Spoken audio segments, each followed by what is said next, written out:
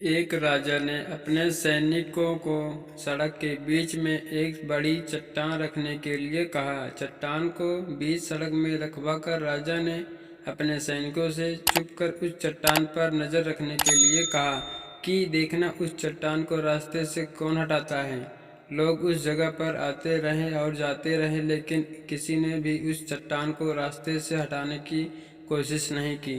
उस चट्टान के पास से लोगों के गुजरना वालों में राजा के कुछ करीबी लोग और शहर के बड़े व्यापारी भी शामिल थे, और उसमें से कुछ लोग तो राजा को ही कोसने लगते कि क्या राजा इस चट्टान को भी रास्ते से नहीं हटवा सकता।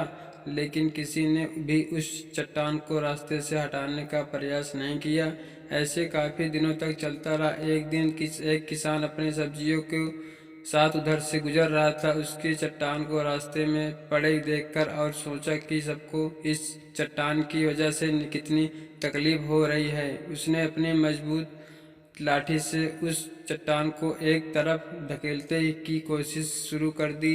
काफ़ी कोशिश के बाद वह उसे सड़क से हटाने में कामयाब हो गया। चट्टान रास्ते से हटाने के बाद किसान अपनी सब्जियों को उठाकर जाने ही वाला था कि अचानक उसकी नज़र एक पोटली पर गई जो ठीक उसी जगह पड़ी थी जगह से उसने वहां चट्टान हटाए थे। उसने उस पोटली को खोलकर देखा तो उसमें सोने के कई सिक्के थे और उन सिक्कों के साथ राजा का एक संदेश भी था जिसमें लिखा था कि ये सोने के सिक्के उनके लिए है जो इस चट्टान को रास्ते से हटाएगा। दोस्त, बिल्कुल ठीक इसी तरह हम सबके लाइफ में भी कई परेशानियां आती हैं। कुछ लोग उन परेशानियों से बचकर निकल जाते हैं और कुछ रास्ता बदल देते हैं, और चंद लोग ठान लेते हैं उन परेशानियों का हल निकाल लेने की, और ऐसे लोग मुश्किलों में संभावनाएं और संभावनाओं में छिपे अवसर खोज लेते हैं। मजबूत इरादे और नेक दिल के साथ किए गए कोशिशों के परिणाम हमेशा ही अच्छे आते हैं। इसीलिए जीवन के